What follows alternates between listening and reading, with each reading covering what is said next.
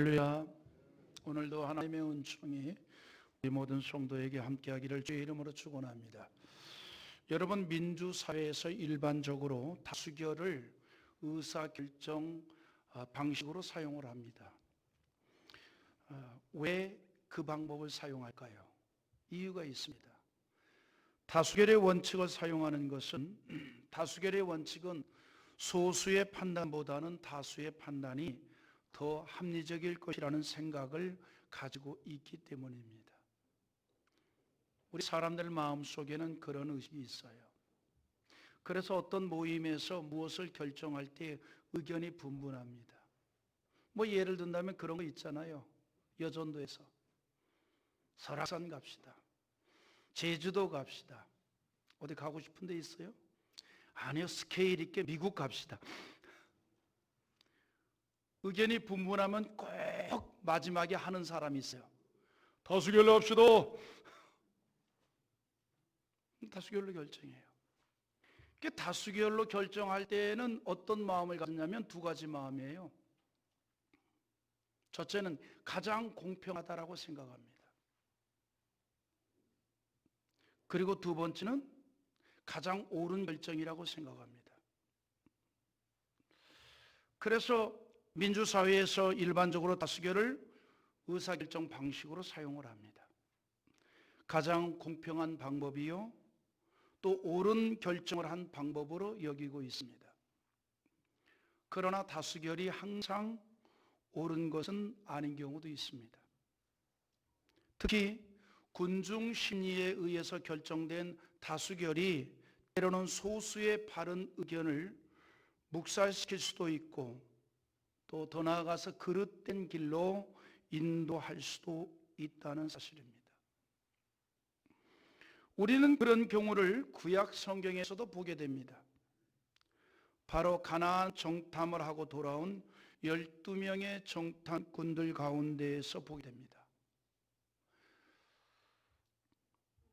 12명의 정탐꾼들이 가나안 정탐을 했습니다. 그리고 보고를 합니다. 그 12명 가운데 절대 다수인 10명의 정탐꾼들이 보고를 한 말에 대해서 이스라엘 백성들은 전적으로 받아들입니다. 왜냐하면 절대 다수의 말이었기 때문입니다. 우리가 너무나 잘 아는 내용이죠. 모세는 가나안 입성을 앞두고 이스라엘 각 지파에서 가나안 정탐을 할 대표 한 사람씩을 선발합니다. 그들은 40일 동안 정말 가나안 곳곳을 살피고 돌아왔습니다. 12명이 한 마음으로 살피고 돌아온 것 같습니다. 그런데 보고의 내용은 완전히 달랐습니다. 10명의 정탐꾼들은 부정적인 보고를 합니다. 우리는 그 땅을 도저히 정복할 수가 없다. 이게 결론이에요. 그들은 40일 동안 정탐을 하면서 일반적이고 육신적인 시각으로만 그 땅을 보았고 판단을 하였으며 결국은 절망적이고 부정적인 결론을 내린 보고를 했던 것입니다. 그러나 다른 2명의 정탐꾼, 극히 소수이지요. 12명 가운데 2명이니까 얼마나 비율이 낮습니까? 여호수아와 갈렙은 하나님의 시각에서 정탐을 하였습니다. 그리고 긍정적 보고를 합니다. 여러분 보세요. 40일 동안 똑같은 장소를 똑같이 보았는데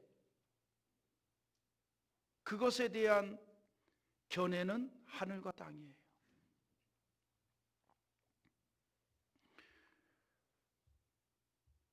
온 이스라엘 백성들은 두 사람의 긍정적인 보고는 받지를 못할 수밖에 없습니다. 왜냐하면 12명 가운데 10명이나 되는 사람들이 부정적 보고를 하는데 다수의 말을 들을 수밖에 없죠. 도저히 우리는 저 땅을 정복할 수가 없다. 불가능하다. 물론 이스라엘 백성들이 정탐하고 왔던 그 땅의 원주민들은 대단히 강해 보였습니다. 또 우리가 알고 있듯이 이미 가나안 원주민들은 국가적인 체계 체제를 갖추고 있었어요. 다시 말해서 잘 훈련된 군사들이 있었다는 사실입니다. 또 이스라엘 백성들이 보기에도 그들은 체격이 건장했습니다. 도저히 그들과 싸워 이길 승산이 없어 보인다 이 말입니다. 왜냐하면 그 가나안 원주민들에 비해서 이스라엘 백성들은 어떻습니까? 가나안에서 노예로 살다가 나온 사람들이에요. 어떤 군사적인 훈련을 받은 자들이 아니라 이 말입니다. 인간적으로 생각을 한다면 도저히 전쟁을 통해서 그들을 이길 수 없었던 것입니다. 그래서 10명의 정탐꾼들은 그 땅을 정복할 수 없다라고 보고를 합니다. 민수기 13장 31절에서 2절의 말씀입니다. 한번 같이 보지요. 그와 함께 올라갔던 사람들은 이르되 우리는 능히 올라가서 그 백성을 찢지 못하리라. 그들은 우리보다 강하니라 하고 이스라엘 자손 앞에서 그 정탐한 땅을 악평하여 이르되 우리가 두루다니며 정탐한 땅은 그 거주민을 삼키는 땅이요 거기서 본 모든 백성은 신장이 장대한 자들이며. 이렇게 보고를 합니다. 재미있는 건요, 하나님께서는 이 가나안을 이스라엘 백성들에게 주신 약속의 땅, 젖과 꿀이 흐르는 축복의 땅이라고 하였습니다. 그런데 10명의 정탐꾼들은 도저히 그 땅을 우리가 차지할 수 없다라고 하니까 마음에서 그 땅을 악평을 합니다. 심지어 뭐라고 하는 거니, 그 땅은 우리에게 좋은 곡식을 내어줄 만한 땅이 아니고 우리를 삼켜버릴 만한 그러한 아주 안 좋은 땅이다라고 악평을 해요.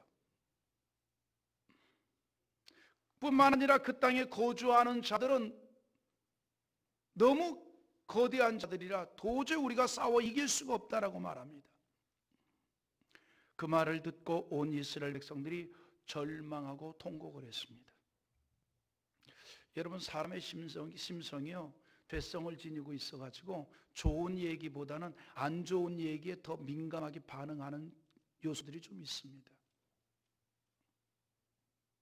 그런 거 있잖아요. 누군가의 좀 어두컴컴한 비밀스러운 이야기 들으면 스릴이 있지 않나요? 권사님만 알아. 아무개 있잖아. 세상에. 뭔데? 아우 세상에. 답답해. 뭔데? 아우 세상에. 그럼 막 스릴이 있잖아. 스릴이. 응? 사람이 그런 게 있거든요. 근데 반대로 권사님 아무개 말이야. 놀래서 그렇게 좋은 면이 있고 그렇게 좋은. 그래. 뭐 그런가 보지 뭐. 이런 게 있다니까요. 우리들 말고 저기 다른 나라. 그러니까 10명이나 되는 사람들이 부정적인 보고를 했잖아요. 12명에서 절대 다수예요. 거기에 모든 이스라엘 백성들이 동요가 된 겁니다. 그래서 절망을 하고 통곡을 합니다. 12명 가운데 10명이나 같은 말을 하니 그 말을 믿을 수밖에 없는 거죠. 다수의 말을 믿었던 겁니다. 그러나 지극히 적은 소수인 2명은 달랐습니다. 하나님의 말씀을 믿었고 하나님의 언약을 믿었습니다. 인간적으로 생각을 하면 불가능할 것만 같지만 하나님께서 이미 가나안을 우리에게 주신다라고 하였으니 하나님께서 허락해 주신다면 능히 그 땅의 원주민들을 우리가 물리칠 수 있을 것이고 가나안을 차지할 수 있을 것입니다. 민수기 14장 8절의 말씀인데 우리 한번 같이 봅니다. 여호와께서 우리를 기뻐하시면 우리를 그 땅으로 인도하여 들이시고 그 땅을 우리에게 주시리라. 이는 과연 젖과 꿀이 흐르는 땅이니라. 앞서 10명의 정탐꾼들은 그 땅은 아주 험한 땅이어서 그 땅에 거주하는 자로 완전히 삼켜버릴 것만 같은 그런 땅이다라고 했는데 지극히 적은 소수 2사람 요수와 갈렙은 그 땅 젖과 꿀이 흐르는 축복의 땅입니다. 옥토입니다. 이렇게 보고를 합니다. 그러나 여호수아와 갈렙 두 사람, 소수의 외침은 10사람 다수의 소리에 묻히고 말았습니다. 여러분, 이처럼 항상 우리의 일반적인 것은 다수에 의해서 결정이 되어집니다. 그러나 그것이 항상 옳은 것만은 아니라는 거였죠. 이 다수에 의해서 원망하고 통곡했고 부정적인 것으로 가득했던 이스라엘 백성들은 그 사건으로 인해서 광야에서 40년 세월을 지낼 수밖에 없었던 겁니다. 여러분, 그래서 항상 다수가 옳은 것만은 아니라는 우리는 잊지 말아야 돼요. 특히 신앙에 있어서는 더욱 그러합니다. 구원의 길이 그렇기 때문입니다. 예수님께서도 말씀하시기를 마태복음 7장 13절과 14절에 이렇게 말씀했습니다. 한번 읽어봅니다. 좁은 문으로 들어가라. 멸망으로 인도하는 문은 크고 그 길이 넓어 그리로 들어가는 자가 많고 생명으로 인도하는 문은 좁고 길이 협착하여 찾는 이가 적음이라. 여러분, 한번 생각해 보세요. 화재나 혹은 재난으로 인해서 그대로 가만히 있으면 죽게 될 상황입니다. 그러나 살아날 수 있는 탈출구가 있다면 사람들이 그곳으로 몰려가지 않겠어요? 당연히 몰려가죠. 비상구가 있으면 그쪽으로 몰려가지 않겠습니까? 그런데 주님은 이렇게 말합니다. 구원의 길은 찾는 이가 적다고 합니다. 왜 그랬을까요? 구원의 길이 보이지 않기 때문입니다. 그래서 신앙은 비밀이에요. 비밀은요, 모든 사람이 다 알고 있으면 비밀이 아닙니다. 특정한 사람만이 알고 있기 때문에 비밀이에요. 구원 얻는 믿음이 바로 그런 겁니다. 구원 얻는 믿음이 그런 거예요. 그래서 여러분, 우리가 예수를 그리스도로 알 수 있다는 게 이게 어마어마한 축복인 줄 믿으시기 바랍니다. 아무나 할 수 있는 게 아니에요. 아무나 믿음의 길을 가는 게 아니에요. 아무나 신앙의 길을 가는 게 아니에요. 할렐루야. 하나님의 특별한 은총을 받은 자에게 나타나는 하나님의 은혜입니다. 사도 바울이 고린도전서 4장 1절에서 이렇게 말합니다.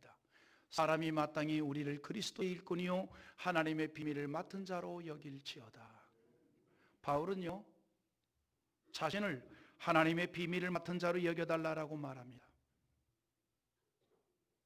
그러면 하나님의 비밀을 맡았다라고 했는데 바울이 말하는 바 하나님의 비밀이 뭘까요? 바로 복음입니다. 복음. 복음의 내용은요, 일반적인 상식으로는 알 수 있는 것이 아니에요. 복음의 내용 가운데 중심이 뭡니까? 예수 그리스도잖아요. 대속의 제물이 되신 예수 그리스도잖아요. 그래서 이 복음의 내용은 믿음으로 알 수 있고 깨달아지는 겁니다. 세상적인 가치나 상식으로는 도저히 이해가 될 수 없다는 사실입니다. 그래서 기독교 신앙은 믿음으로 시작하는 겁니다. 여러분, 기독교 신앙이라고 하는 것은요, 믿음으로만이 이해되어지고 깨달아질 수 있습니다. 왜냐하면 성경의 가르침이 믿음으로만이 이해되는 역설적인 가르침으로 가득하기 때문입니다.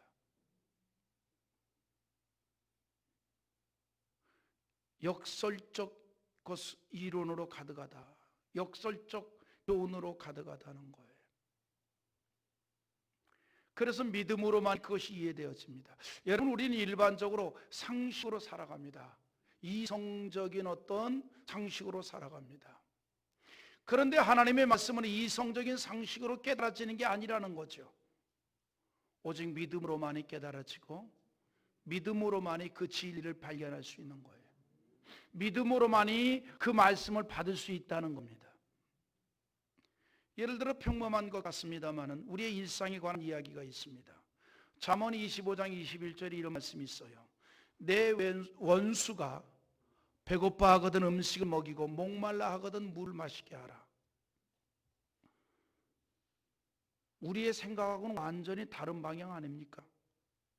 원수가 배고파할 때 음식을 먹이고 목말랄 때 물을 마시라 하는 거예요. 그래서 우리는 이런 하나님의 말씀을 믿음으로만이 받을 수 있는 겁니다. 우리의 일반적인 거는 뭐죠? 원수가 배고파하면은 꼬소름한 면이 있잖아요. 나만 그런가?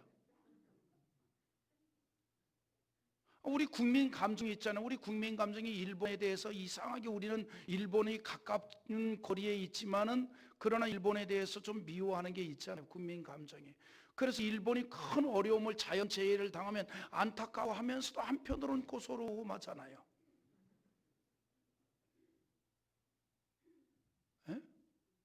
무슨 쓰나미가 와가지고 일본 그 연안을 다 휩쓸었대. 그 많은 사람이 어려움을 당하고 그냥 이재민이 생기고 그랬대. 그러면 저런 그렇게 됐잖아.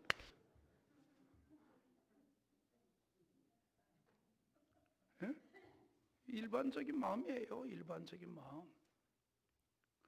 나를 그렇게 괴롭힌 사람이 어려움을 당하면 어때요? 표현은 안 할지라도 고봐라. 내 저럴 줄 알았다. 역시 하나님은 살아계셔. 그렇잖아요. 그런데 성경은 이렇게 말합니다. 너를 그렇게 어렵게 한 원수가 배고파 하거든 음식을 먹여라. 얼마나 역설이에요. 그래서 믿음으로만이 받을 수 있다는 겁니다. 시편 37편 1절에서도 그런 얘기를 해요. 악을 행하는 자 때문에 불평하지 말며 불의를 행하는 자들을 시기하지 말지어다. 여러분, 우리가 사는 세상은 악한 자들이 얼마나 많이 있습니까? 악한 방법으로 득을 취하는 자들은 또 얼마나 많이 있습니까? 그런데 그런 자들 때문에 불평하지 말라고 합니다. 여러분, 성경은 이처럼 우리의 일반적인 상식으로는 평범하게 받아들일 수 없고 이해할 수 없는 그런 가르침으로 가득합니다. 그래서 믿음으로만이 받을 수 있는 거예요. 그런 것만이 아니에요. 또 있습니다. 성경은요, 실패 같지만 오히려 성공이고 패배 같지만 승리를 한 이야기도 또 많이 있습니다. 믿음으로 사는 인생이 그렇게 된다는 겁니다. 복음의 역사가 그러합니다.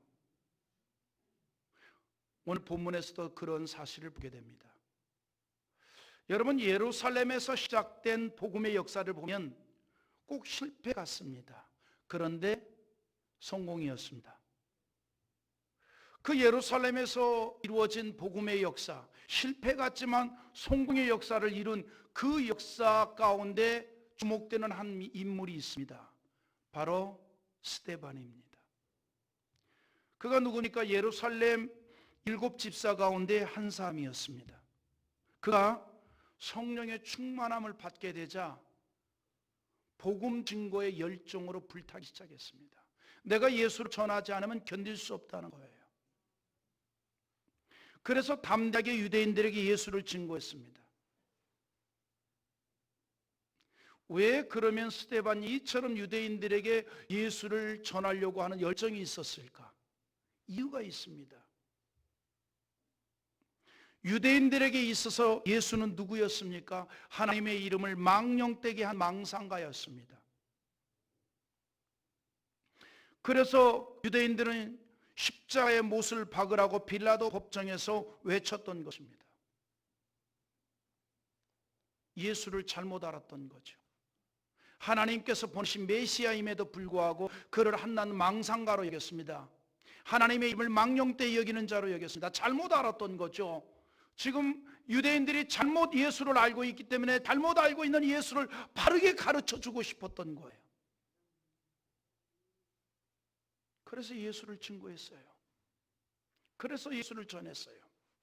여러분, 우리가 그런 거 있잖아요. 여러분들이 알고 있는 어떤 사람이, 여러분들이 존경하는 어떤 사람이 누군가로부터 그릇되게 알고 있는 사람을 만나면 그 사람에게 바르게 고쳐주고 싶은 마음 생기지 않아요? 안 생기나요? 그런 마음이 있잖아요. 아, 그거 잘못하는 거예요. 그분이 그런 사람이 아니에요. 예? 그러잖아요. 지금 스데반이 그런 마음이에요. 예수에 대해서 잘못 알고 있다 이 말이죠. 그래서 예수를 바르게 알려주고 싶었던 거예요. 예수를 제대로 모르는 자들이 예수를 제대로 만나기를 원했던 거예요. 성령이 충만하니까 그런 마음이 불릴 때 일어났던 겁니다. 그래서 스데반은 그처럼 예수를 십자가에 못 박게 하였던 유대인들에게 당신들이 십자가에 죽인 그가 바로 우리가 기다리던 메시아입니다 라고 증거합니다. 물론 당연히 유대인들의 반발을 사게 됐죠. 그것 때문에 거짓 모함을 하는 자들에 의해서 하나님을 망령되게 하였다는 죄목으로 유대인들의 최고의 결정기구인 사내들인 공의회에 스데반이 넘겨졌습니다. 그게 사도행전 6장 13절의 말씀인데 한번 읽어보겠습니다. 거짓 증인들을 세우니 이르되 이 사람이 이 거룩한 것과 율법을 거스리 말하기를 마지 아니한도다. 거짓 증인을 세웠다는 겁니다. 그래서 재판에 회부시켰어요. 하지만 스데반은 죽을 수도 있는 재판을 받으면서도 전혀 두려워하지 않고 오히려 더욱 담대하게 예수가 메시아라는 사실을 역사적인 이야기를 하면서 증거했습니다. 그 일로 인해서 결국은 분노한 사람들에 의해서 재판 절차를 거치지도 아니하고 끌려나와 돌에 맞아 죽고 말았습니다. 순교를 당한 겁니다. 그게 오늘 본문 57절과 8절인데 다시 한번 읽어봅시다. 그들이 큰 소리를 지르며 귀를 막고 일제히 그에게 달려들어 성 밖으로 내치고 돌로 칠세 증인들이 옷을 벗어 사울이라는 청년의 발 앞에 두니라. 스데반은 돌에 맞아 죽었습니다. 무참하게 죽은 겁니다. 모든 것이 이제 끝난 것으로 보입니다. 그러나 아니었습니다. 그것은 끝나지 않았습니다. 스데반은 죽었지만 그의 사역의 열매는 싹이 트고 있었습니다. 스데반의 피 흘림은 복음의 열매를 거두는 걸음이 되었고 그의 죽음은 오히려 하나님의 은혜를 내리는 제물이 되었다는 사실입니다. 여러분, 스데반의 순교의 열매가 바로 핍박자 사울이었습니다. 사울이 누굽니까? 유대인들이 스데반을 돌로 치는 일에 앞장섰던 자가 바로 사울입니다. 스데반을 순교하는데 군중을 동원하고 그들을 이끌어냈던 자가 주관했던 자가 바로 사울이었습니다.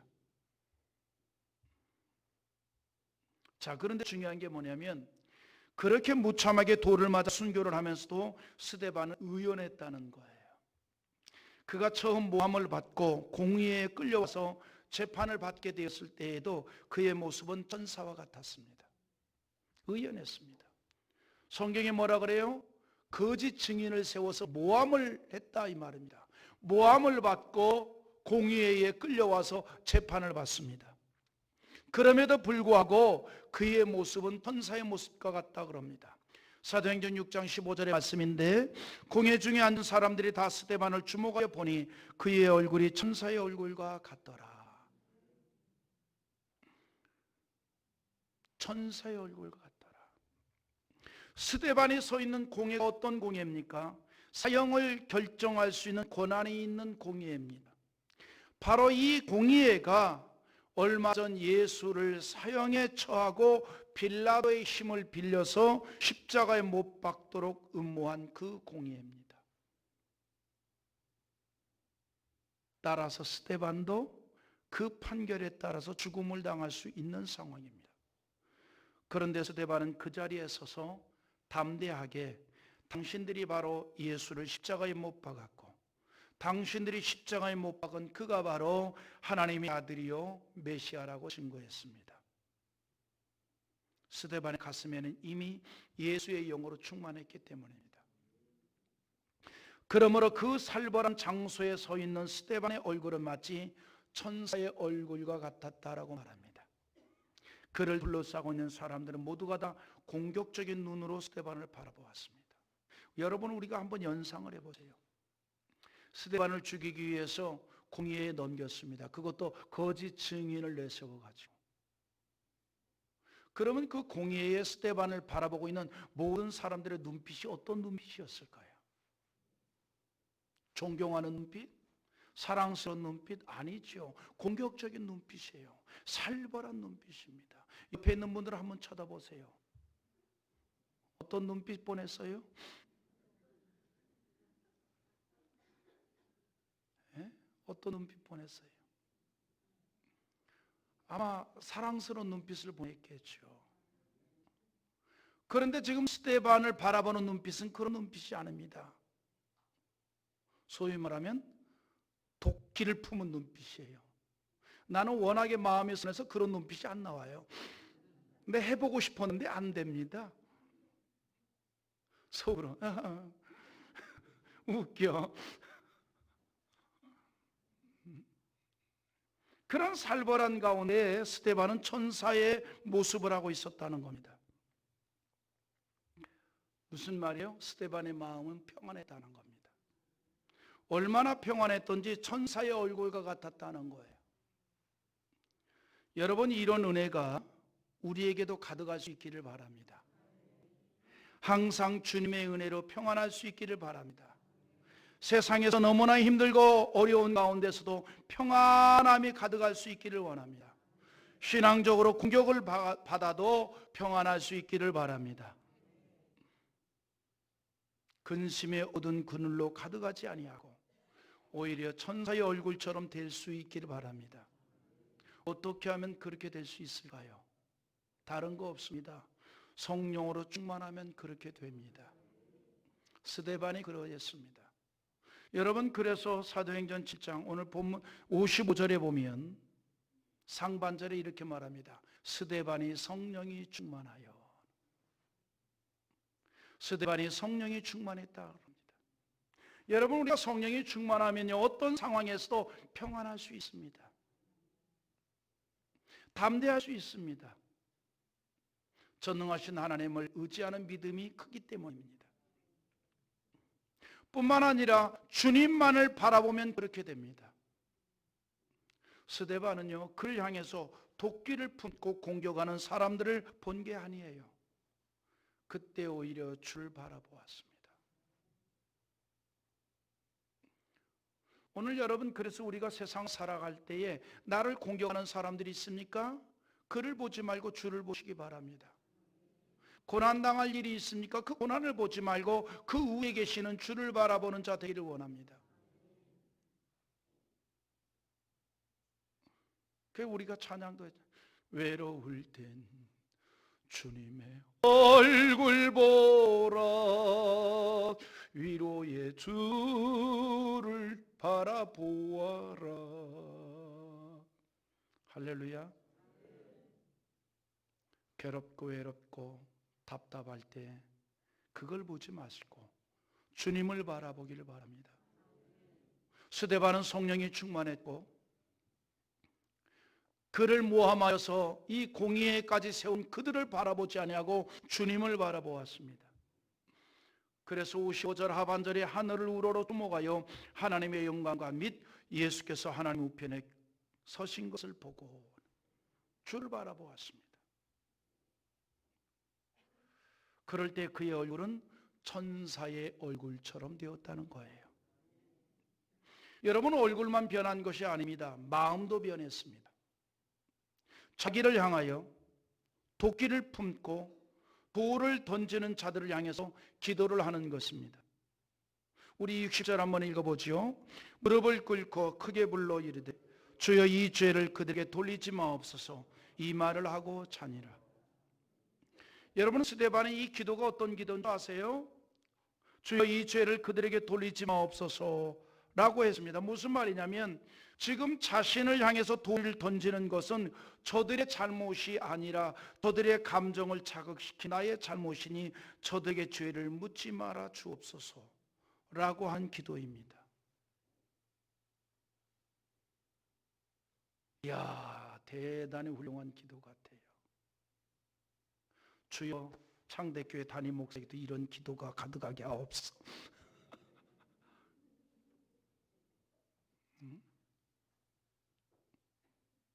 스데반이 그렇게 기도를 했어요. 다시 말해서 자기를 향해 돌을 던지는 그들이 바뀌어지기를 기도한 거예요. 주의 은혜를 충만히 받는 자 되기를 위해서 기도한 거예요. 주님을 만나는 자들이 되기를 위해서 기도한 거예요. 그리고 순교를 했습니다. 그렇게 스데반은 죽었습니다. 그리고 그를 죽음으로 몰았던 사울은 스데반의 죽음을 당연하게 여깁니다. 그리고 그의 죽음은 핍박의 신호탄이 되어 예루살렘에서 핍박이 시작됩니다. 그러니까 스데반의 죽음을 당할 때 그 죽음에 대해서 불의한 죽음이 있잖아요. 재판 과정을 거치지 않고 분노한 군중들이 끌어내서 일시에 돌을 던져 순교를 시켰습니다. 그런데 그 모습을 다 보고 있던, 그 일을 주관했던 사울은 이렇게 생각합니다. 당연한 죽음이다, 잘 죽었다, 이렇게 생각합니다. 그리고 그것을 기폭제로 삼아서 예루살렘에 핍박이 시작이 됩니다. 그래서 우리 다음 장을 보면요, 8장에 1절을 보면 이런 말씀이 있습니다. 읽어보죠. 사울은 그가 죽임당함을 마땅히 여기더라. 그날의 예루살렘인 교회에 큰 핍박기가 있어 사도 외에는 다 유대와 사마리아 모든 땅으로 흩어지니라. 특히 3절에 가서 보면 사울이 교회를 참멸할세 각 집에 들어가 남녀를 끌어다가 옥에 넘기니라 그랬어요. 대단한 핍박의 바람이 불어닥친 겁니다. 그런데 놀라운 일이 일어났습니다. 오히려 핍박으로 인하여 예루살렘에서 각 지역으로 피신한 그리스도인들에 의해서 복음은 더욱 확산되어졌다는 겁니다. 예루살렘에만 있던 복음 운동이 전 지역으로 확산되어 버리고 말았습니다. 그래서 8장 4절에 보면 그 흩어진 사람들을 두다니며 복음의 말씀을 전할세라고 했습니다. 뿐만 아니라 스데반은 죽어서도 그의 선한 열매를 맺어졌습니다. 죽어가면서 하였던 그의 기도는 응답이 되었습니다. 핍박자 사울이 변하여 전도자 바울이 되었습니다. 무슨 얘기입니까? 스데반의 죽음은 무참한 죽음이 아니었다는 겁니다. 스데반은 실패자가 아니라 성공자였고 패한 자가 아니라 승리자였습니다. 이런 일이 바로 하나님과 함께하는 성도를 통해서 역사하는 하나님의 일입니다. 모든 것이 끝난 것 같은 상황이지만 오히려 하나님의 능력은 그때 시작입니다. 이 역사는 성령으로 충만하고 주님만을 바라보며 신앙으로 사는 우리를 통해서 보여주시는 하나님의 역사라는 것을 믿으시기 바랍니다. 그래서 믿음으로 하나님과 함께하는 성도의 삶은 패한 것 같지만 승리하게 하십니다. 그러나 하나님의 축복이 있다는 것입니다. 오늘 그러므로 믿음으로 사는 우리의 삶이 패한 자가 아니라 승리자가 될 수 있습니다. 주님이 함께하기 때문입니다. 주님이 역사하기 때문입니다. 오늘 우리가 그런 믿음을 가지고 더욱 신앙으로 담대히 나아가는 주의 백성 되기를 주의 이름으로 축원합니다.